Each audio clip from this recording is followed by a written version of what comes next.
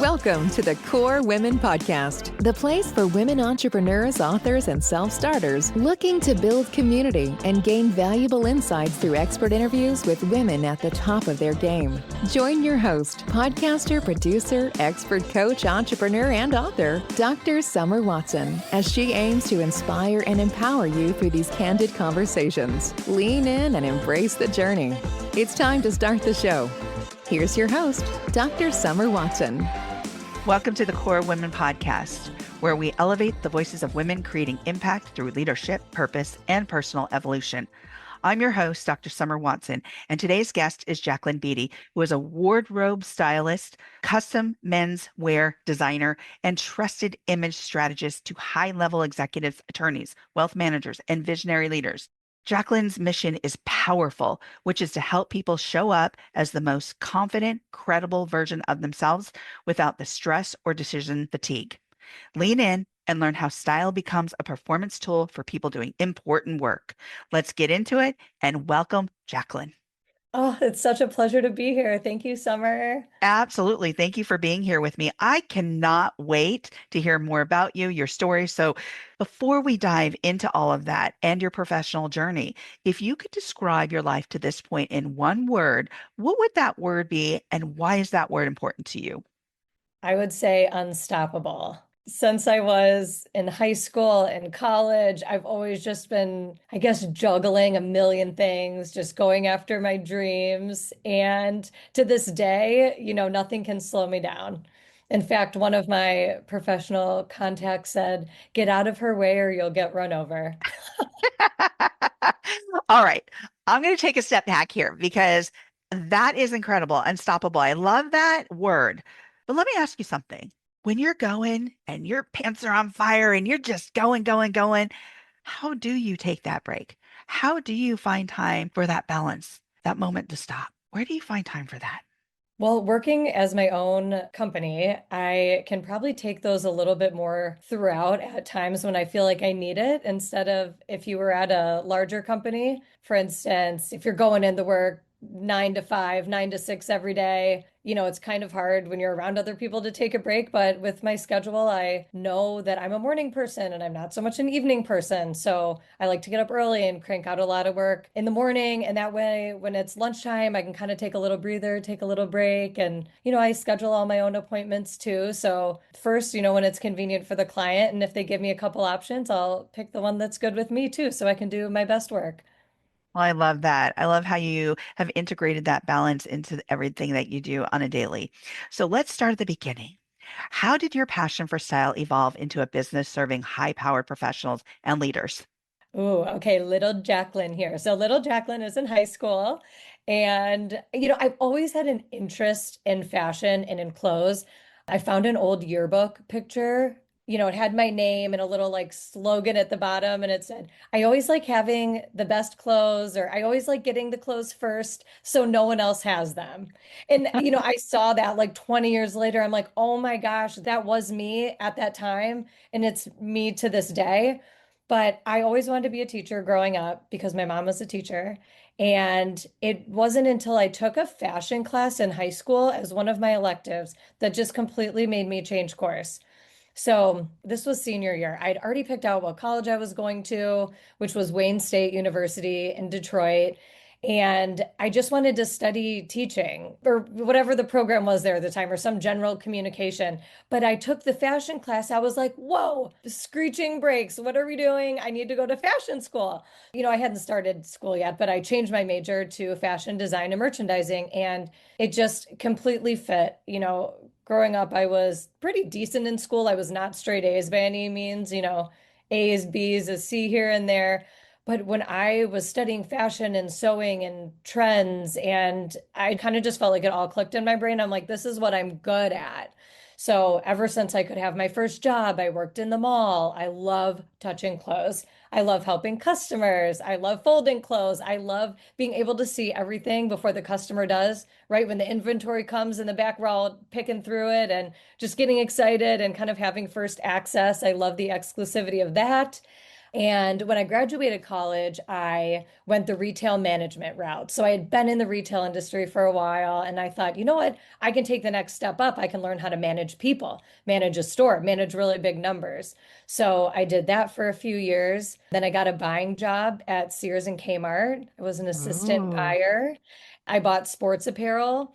So I got to go meet with the sellers of the garments and pick out which ones we think would be good for Sears and Kmart, right? So it's like the jewels, the fonts, the glitter, like we just kind of knew our customer. So that was always really fun. That was such a highlight of that job. And then there was the analytical side, of course, where we have to price everything and set goals. And, at the end of the season, end of a sports season, we had to mark things down. And I'm saying all this because, all this really plays into exactly what I'm doing today. The job that sort of changed my life was when I landed on personal styling. So that came next. I worked for a big company and I learned how to, dress people that really don't have any idea how to dress themselves. It was a menswear company to start. And to this day, I style about 95% men. And I think it's because of my ties and my intro to styling just started there. But when I get a client and we're working one-on-one, there's just something so incredibly magical about it. It's not like they're in the store in the mall, right? It's like Yeah. I'm in their personal space, I'm in their closet. We're talking details of their life. I say I'm part therapist, part stylist, but just the reward of seeing him in our outfit that we picked out and the custom clothing we made and seeing the stories of, him at work getting promoted and, seeing images of him, whether it's like on a broadcast or I don't know, it's just like the most rewarding thing for me. So, Well, that's a lot. There is so many layers to that. It started when you were young. I think this was in your core, right? mhm. Especially when you talk about being that youngster and you're like, I want to find out about the first fashion. I want to buy that fashion before anybody has it, right? And that is super cool because it started there. There was something that was flickering early on inside of you, and you started developing it. And here's what I also love about your story. When you were in college, you really knew right from the get-go, like you started it and you're like, wait, roll this back. Let's really look at this. What am I really passionate about? Style, fashion, how that makes people feel. And I understand when you say, you're part therapist, you're part designer in helping them design their wardrobe, essentially. I get that because depending on our phase of life, where we're at, when I was younger, I didn't even have to try things on. And I would walk into a store, I'd pull it off the rack, and I'd be like, yeah, that's what I'm going to wear tomorrow. Or I'm going to mix and match these things and it's going to look good on me. But now at 50 plus, I'm like, I have to try everything on. And that impacts me because I'm like, oh, I don't want to shop. I hate shopping now. So when you're with people, and depending on how they feel about the evolution of their body, how they want to feel at work, how they want to step into that leadership with that right outfit or with the options of outfits, that makes a huge difference. It absolutely makes a huge difference because things come out that you wouldn't even realize, like when people are starting to talk about their clothing. It could have been like, I couldn't even afford this stuff when I was a kid because, our family just didn't have the means, right? And my mom was, sewing clothes or whatever the case may be. So it tends to come out. And I can only imagine some of the things that you've heard. Yes, and it really deepens the relationship too. I'm not a stranger by the end of the appointment. I'll come over, I'll again get to learn about them. Their insecurities are a lot of the reason why they're hiring a stylist, and that's nothing to be ashamed of.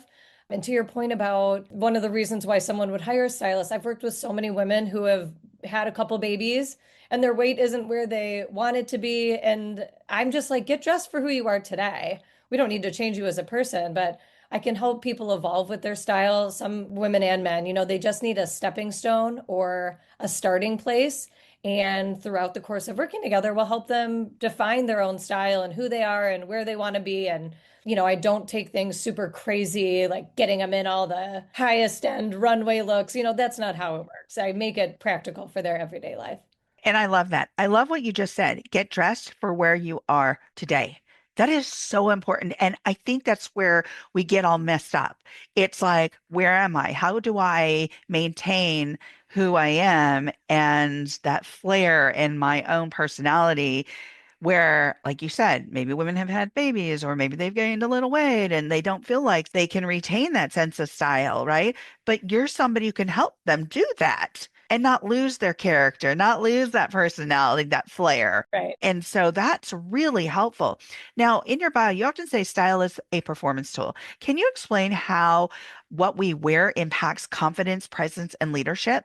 Yes. Okay. So, when you have a killer outfit on, it's something you just bought, or it's something that you fit back into, or it's something gifted from a friend, or you put on something that you bought on vacation with your friends.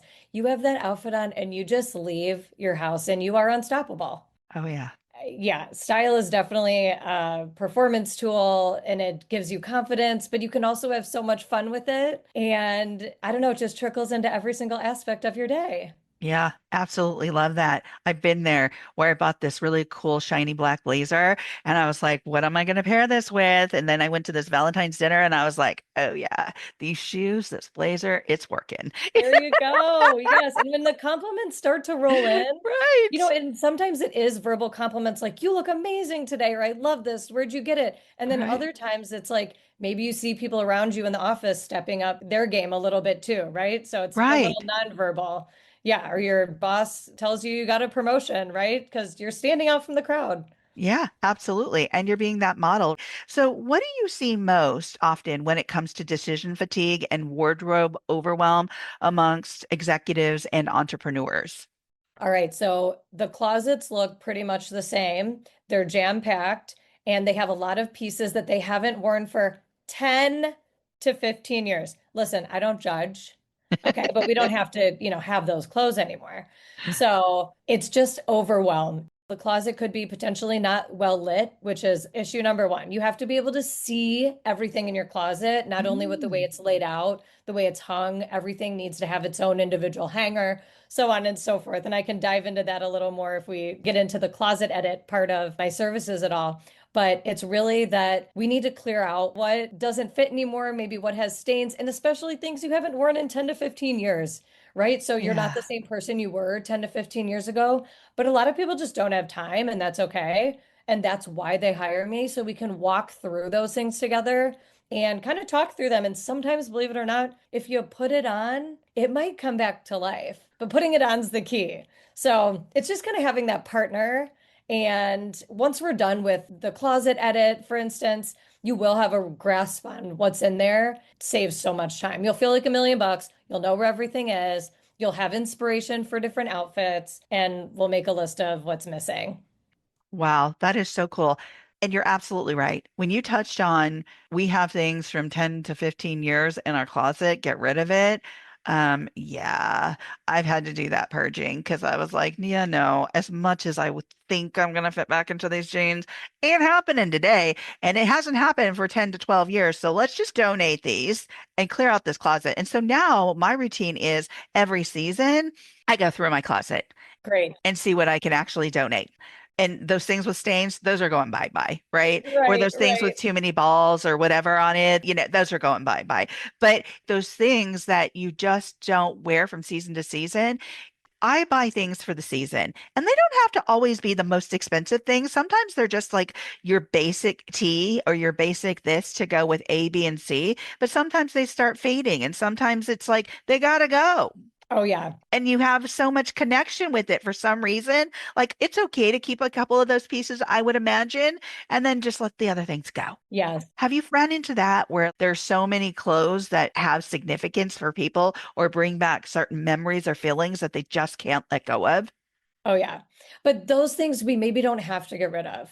We're not getting rid of grandma's hand-me-down sweater that she knit. No, we're not going to do that. We can put it at a safe place. We can put it right in front if you want. We can put it and fold it on a shelf, but those things we don't get rid of. But when you hire someone to come in, you are more likely to get rid of those things. And I'll be like, look, the pit stains, we're not wearing those. Let's get more from Target, right? If you're just Yeah, getting some refresh ideas. right. Also, it really does help when on the other end of the closet edit, we have shopping that we can do together. So we'll Ooh. make a list. So everything that we get rid of that's like, oh, I did love that, but it is pilling. I need something new. We put it on the list and then we can tackle that when the season comes. So it's not completely lost. I love that. Now, why do you believe a wardrobe should function like a system or a playbook? And how does that change the way clients show up?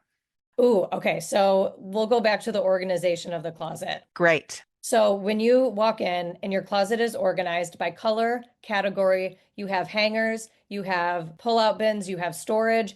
That's how your closet is a playbook and it will work for you. So when you can take 10 minutes in the morning to get ready, probably five when you know where everything is, that just translates into your whole day. And that's kind of like a system in itself, right? Absolutely. Oh my gosh, yes.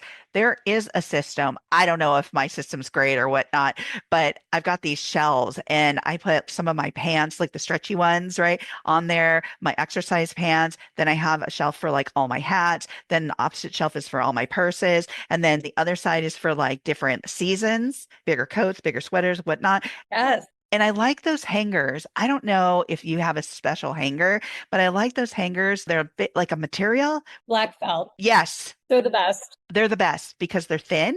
So that means you can fit more into your closet. Number one. Number two, I get different colors, not to necessarily categorize, but to match the lighter color of clothes. So the hangers are going to be lighter color.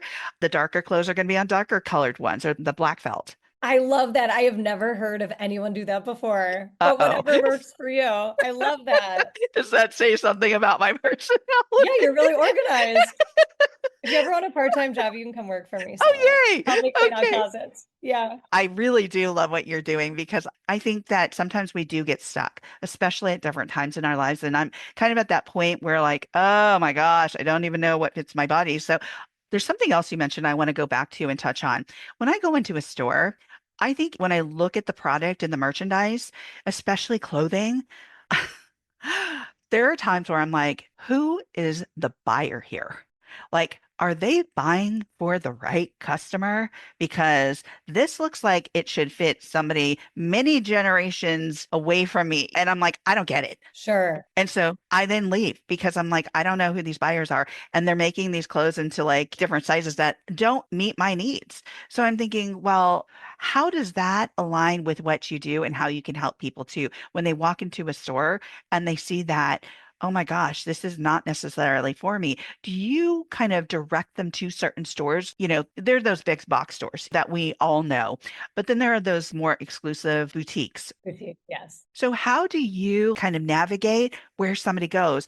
Is it body type? Is it personality? Is it the type of clothing? So it'll look a certain way for basics and for those leaders, you know, those people who want to like kind of do that shock and awe, like that looks cool. So how do you work with not just the person, but being able to navigate them to different directions and clothing retailers?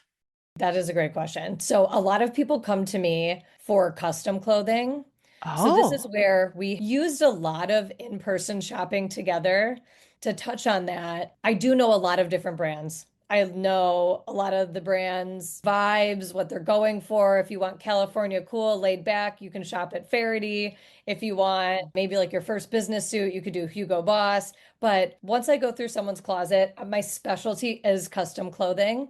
So this is where I take all the shopping off your plate. We don't have to go anywhere. You don't have to shop online. We don't have to do any returns. But I have tons and tons of fabric books. We're talking thousands of fabrics. And I meet clients usually after the closet edit, and I take their measurements head to toe. I take into account their body, their posture, the way they hold their arms, the way they stand. And I make those observations and I mark them all into the pattern that I'm making behind the scenes wow. together within like 90 minutes, depending on how much they want. Could be more, could be less. But together we design clothes from the ground up. So this is truly the solution for busy executives and most of the clients that I work with.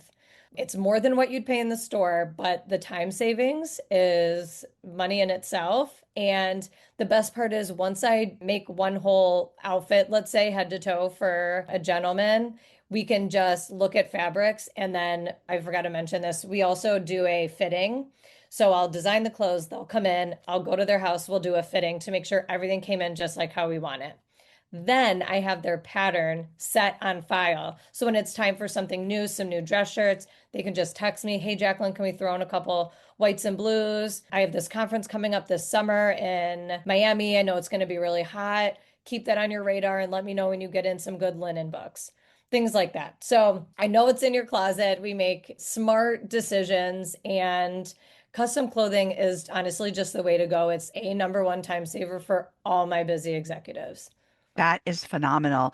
Custom clothing. So we go from helping them shop to closets to understanding their budget to designing clothing and a wardrobe for them. And then having these things on file, which is so important so that they can call you up and say, hey, this is what I need. And you can make those suggestions because you've got everything on file.